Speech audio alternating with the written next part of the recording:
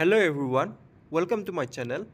আজি মই আপোনালোকৰ আগত আসাম ডায়েৰী ৰিক্ৰুইটমেণ্টৰ কাৰণে কেইটামান জিকেন কুৱেশ্যন লৈ আহিছোঁ য'ত আপোনালোকৰ কাৰণে বহুত গুৰুত্বপূৰ্ণ হয় আৰু বহুতখিনি ইম্পৰ্টেণ্ট হয়। তো ভিডিঅ'টো ভাল লাগিলে লাইক কৰিব আৰু চেনেলটো ছাবস্ক্ৰাইব কৰি থৈ দিব। তো বলক আজি প্ৰথমটো কুৱেশ্যনৰ বাবে আমি আগবাঢ়ি যাওঁ। আপোনালোকৰ যোৱা হোমৱৰ্কটো আছিলে which of the following is called blue planet. নিম্নলিখিত কোনটোক নীলা গ্ৰহ বুলি কোৱা হয়। তো এই অপশ্যনকেইটাৰ ভিতৰত আপোনালোকে কেইটামানে শুদ্ধ উত্তৰ জনাইছে আৰু কেইটামানৰ আপোনালোকে বহুতে জনোৱা নাই। তো ইয়াতে শুদ্ধটো হ'ব অপশ্যন বি পৃথিৱী। পৃথিৱীক নীলা গ্ৰহ বুলি কোৱা হয়। আজিৰ প্ৰথম কুৱেশ্যনটো হৈছে which is the national flower of India. ভাৰতৰ ৰাষ্ট্ৰীয় ফুল কোনটো? ইয়াৰে শুদ্ধটো হ'ব অপশ্যন চি পদুম ফুল। ভাৰতৰ ৰাষ্ট্ৰীয় ফুল হৈছে পদুম ফুল। নেক্সট, টাৱাং monastery the largest monastery in India is located in. টাৱাং মঠ যি ভাৰতৰ সৰ্ববৃহৎ মঠ হয় ক'ত অৱস্থিত? ইয়াৰে শুদ্ধটো হ'ব অপশ্যন এ অৰুণাচল প্ৰদেশ। টাৱাং মঠ যি ভাৰতৰ সৰ্ববৃহৎ মঠ হয় সেইটো অৰুণাচল প্ৰদেশত অৱস্থিত আছে। নেক্সট, ফাট Bihu is celebrated in which of the following place. নিম্নলিখিত কোন স্থানত ফাট বিহু উদযাপন কৰা হয়? ইয়াৰে শুদ্ধটো হ'ব অপশ্যন বি ঢকুৱাখানা লখিমপুৰ। ঢকুৱাখানা লখিমপুৰত ফাট বিহু উদযাপন কৰা হয়। Next, which is the largest salt water lake or lagoon lake in India. ভাৰতৰ সৰ্ববৃহৎ নিমখ পানীৰ হ্ৰদ বা লেগুন হ্ৰদ কোনটো?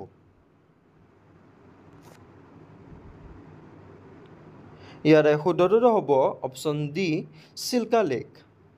ভাৰতৰ সৰ্ববৃহৎ নিমখ পানীৰ হ্ৰদ বা লেগুন হ্ৰদ হৈছে চিল্কা লেক।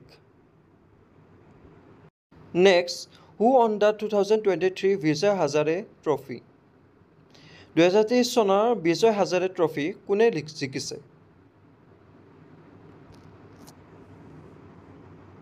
ইয়াৰে শুদ্ধটো হ'ব অপশ্যন এ হাৰিয়ানা। 2023 চনৰ বিজয় হাজাৰে ট্ৰফি হাৰিয়ানা জিকিছে।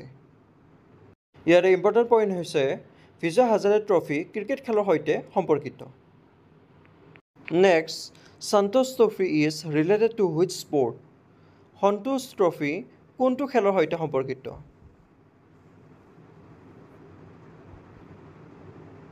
ইয়াৰে শুদ্ধটো হ'ব অপশ্যন ডি ফুটবল। সন্তোষ ট্ৰফি ফুটবল খেলৰ সৈতে সম্পৰ্কিত।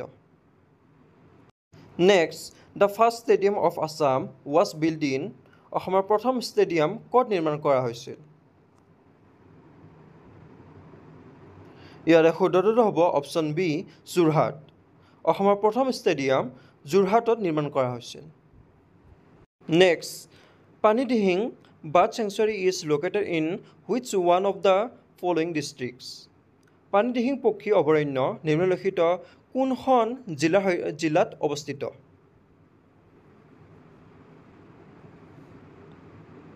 ইয়াৰে শুদ্ধটো হ'ব অপশ্যন বি শিৱসাগৰ। পানীদিহিং পক্ষী অভয়াৰণ্য শিৱসাগৰ জিলাত অৱস্থিত। Next, Jallikattu is associated with which Indian festivals. Jallikattu কোনটো ভাৰতীয় উৎসৱৰ সৈতে সম্পৰ্কিত?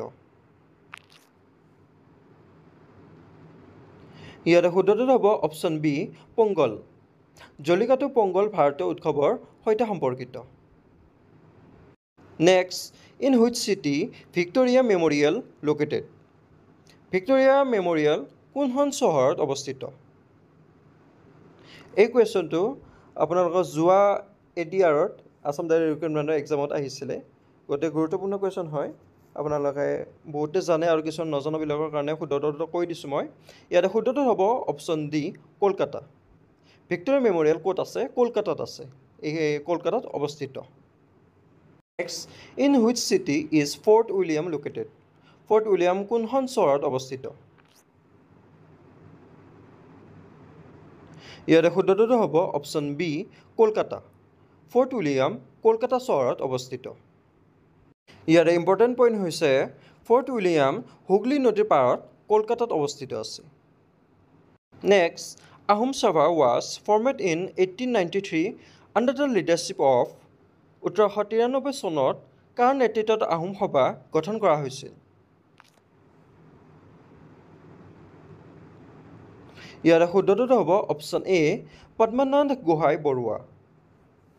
1893 চনত পদ্মনাথ গোহাঁই বৰুৱাৰ নেতৃত্বত আহোম সভা গঠন কৰা হৈছিল। Next, Pobitora wildlife sanctuary has the highest density of which species? Pobitora বন্যপ্ৰাণী অভয়াৰণ্যত কোনটো প্ৰজাতিৰ ঘনত্ব সৰ্বাধিক? ইয়াৰে শুদ্ধটো হ'ব অপশ্যন চি এশিঙীয়া গড়। পবিতৰা বন্যপ্ৰাণী অভয়াৰণ্যত এশিঙীয়া গড় প্ৰজাতিৰ ঘনত্ব সৰ্বাধিক। Next, Vembanad lake is situated in which of the following state? Vembanad হ্ৰদ নিম্নলিখিত কোনখন ৰাজ্যত অৱস্থিত? ইয়াৰে শুদ্ধটো হ'ব অপশ্যন চি কেৰালা। ভেম্বানাড হ্ৰদ কেৰালা ৰাজ্যত অৱস্থিত। Next, Gol Gumbaz is located in which state of India? Gol Gumbaz ভাৰতৰ কোনখন ৰাজ্যত অৱস্থিত? ইয়াৰে শুদ্ধটো হ'ব অপশ্যন ডি কৰ্ণাটক। গোল গুম্বাজ ভাৰতৰ কৰ্ণাটক ৰাজ্যত অৱস্থিত। নেক্সট, জুম কি হয় সুধিছে। ইয়াৰে শুদ্ধটো হ'ব অপশ্যন বি খেতিৰ প্ৰকাৰ। জুম খেতিৰ প্ৰকাৰ হয়। Next, when was the first census conducted in India? ভাৰতত প্ৰথম লোকপিয়ল কেতিয়া হৈছিল? ইয়াৰে শুদ্ধটো হ'ব অপশ্যন ডি 1872 চনত। ভাৰতত প্ৰথম লোকপিয়ল 1872 চনত হৈছিল। Next, in which year the first census of independent India took place? কোন বছৰত স্বাধীন ভাৰতৰ প্ৰথম লোকপিয়ল হৈছিল? ইয়াৰে শুদ্ধটো হ'ব অপশ্যন চি 1951। 1951 চনত স্বাধীন ভাৰতৰ প্ৰথম লোকপিয়ল হৈছিল। Next, Bagurumba dance form is associated with? Bagurumba নৃত্য ৰূপ কাৰ সৈতে সম্পৰ্কিত? ইয়াৰে শুদ্ধটো হ'ব অপশ্যন এ বড়ো। বাগৰুম্বা নৃত্য বড়োৰ সৈতে সম্পৰ্কিত। নেক্সট, আৰু আজিৰ এইটো লাষ্ট কুৱেশ্যন হয়, কাদম্বৰী ৱাজ ৰিটেন বাই? কাদম্বৰী কোনে লিখিছিল? ইয়াৰে শুদ্ধটো হ'ব অপশ্যন ডি বনভট্ট। কাদম্বৰী বনভট্টই লিখিছিল। আশা কৰোঁ আজিৰ এই 20টা কুৱেশ্যন আপোনালোক সকলোৱে বুজি পোৱাত সুবিধা হৈছে, আৰু কোনোবাই কিবা বুজি নাপালে মোক কমেণ্ট ছেকশ্যনত সুধি ল'ব পাৰে। আৰু ভিডিঅ'টো ভাল লাগিলে লাইক এটা কৰি দিব আৰু চেনেলটো ছাবস্ক্ৰাইব কৰি থৈ দিব। তো ব'লক আজিৰ হোমৱৰ্কটোৰ ফালে আমি আগবাঢ়ি যাওঁ।